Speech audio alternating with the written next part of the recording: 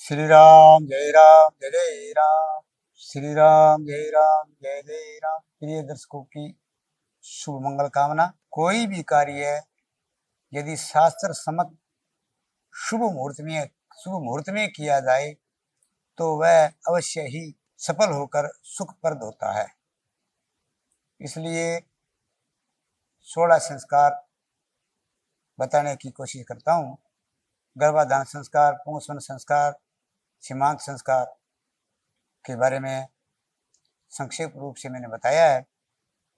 पुंसवन संस्कार तीसरे महीने में, जो तीसरा महीना होता है गर्भ का, तो बच्चे की दीर्घायु और बुद्धि के लिए पूजा की जाती है। फिर 8वें महीने में, फिर जन्म के बाद नाल छेदन से पहले जात कर्म संस्कार होता है, उसके बारे में बताया।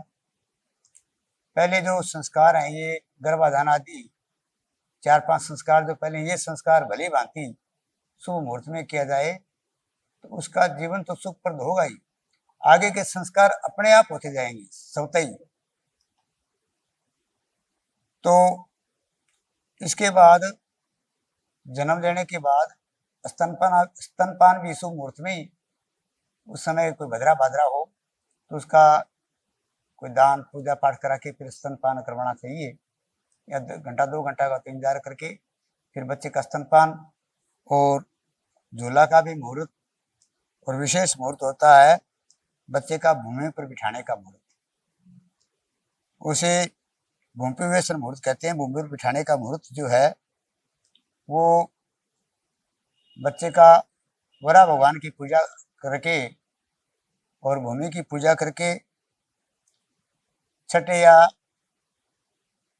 5वें 6ठे 7वें महीने में भूमि पर बिठाने का मुहूर्त किया जाता है।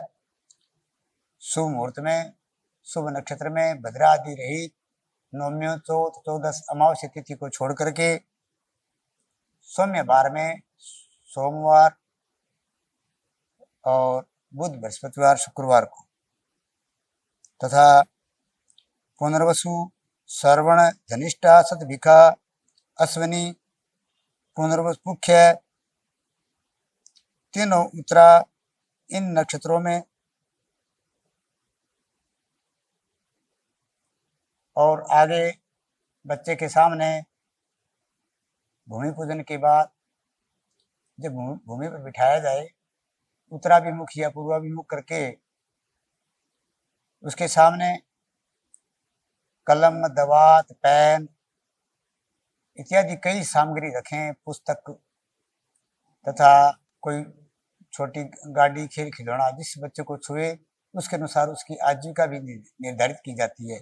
ऐसी मान्यता है। अन्नप्राशन का मुहूर्त भी, अन्नप्राशन मानी भोजन का मुहूर्त, तो शुभ मुहूर्त में करेगा तो अपनी दीर्घायु, लंबी जीवन पर्यंत सदा स्वस्थ रहेगा और शुद्ध आहार की प्राप्ति करता रहेगा। 6ठे, 8वें, 10वें या 11वें महीने में पुत्र का, 5वें, 7वें या 9वें महीने में पुत्री को अन्नप्राशन यानी भोजन का मुहूर्त, चांदी के पात्र में भोजन, खीर बना करके उसमें थोड़ा सा मधु और गाय का घी डाल करके अन्नप्राशन मुहूर्त शुभ नक्षत्र में और शुभ लग्न में।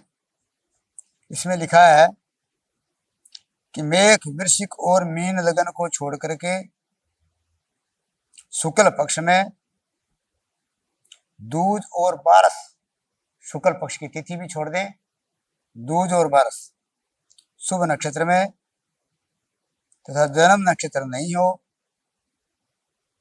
इन नक्षत्र में अन्नप्राशन का मुहूर्त करें।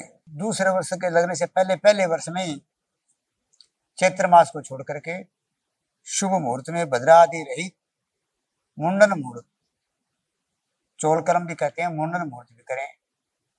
अगर कुछ ऐसी जो प्रथा है कि अपने देवस्थान पे मुंडन करवाते हैं तो वहाँ मुहूर्त की विशेष नहीं, जिसका जैसे चैत्र सुदी नवमी हो, अगर माता जी का हो, हनुमान जी का हो, तो जैसे पूर्णिमा हो, आसो सुदी या कार्तिक सुदी अमावस्या, कार्तिक कृष्ण पक्ष अमावस्या या कार्तिक सुदी पूर्णिमा, अपनी प्रथा के अलावा शुभ मुहूर्त में मुंडन संस्कार भी करें।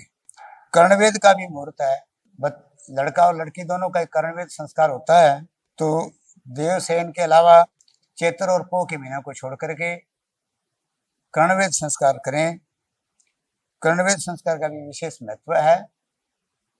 कर्णवेद संस्कार से करने से लड़कों के हृदय आदि रोग नहीं होता। और एक ऐसा सुनने में आया है, पढ़ने में आया है, एक केतु कोई नाड़ी होती है, उसका बच्चे की बुद्धि पर बहुत अच्छा अनुकूल प्रभाव पड़ता है। कन्याओं का कर्ण वेद के अलावा नासिका छेदन का मुहूर्त भी होता है। अगर बच्चे का मुंडन मुहूर्त पहले वर्ष में नहीं किया जाए तो फिर तीसरे वर्ष में करें, और तीसरे वर्ष में भी उसकी माता गर्भवती नहीं होनी चाहिए। तब बालक का भूमि पर बिठाने का कर्णवेद संस्कार, नासिका छेदन संस्कार, जातकर्म आदि संस्कार तथा अन्नप्राशन का मुहूर्त, ये सब संस्कार जो अपने लुप्त होते जा रहे हैं, ये करने चाहिए। इन संस्कारों के प्रभाव से आपका बालक बहुत बुद्धिमान तथा अपना और दूसरों का उद्धार करने वाला, राष्ट्र भक्त, देश भक्त, सबका हित करने वाला होगा, कोई संदेह नहीं है इसमें। द्विज मात्र ब्राह्मण क्षत्रिय वैश्यों का यज्ञोपवीत संस्कार मुहूर्त है, उसके बारे में बताएंगे। और संस्कार के बाद जो जन्मकालिक ग्रह हैं, कैसे कैसे कौन जातक कैसे होगा, उसके बारे में बताने की कोशिश करूंगा। श्रीमन नारायण नारायण नारायण।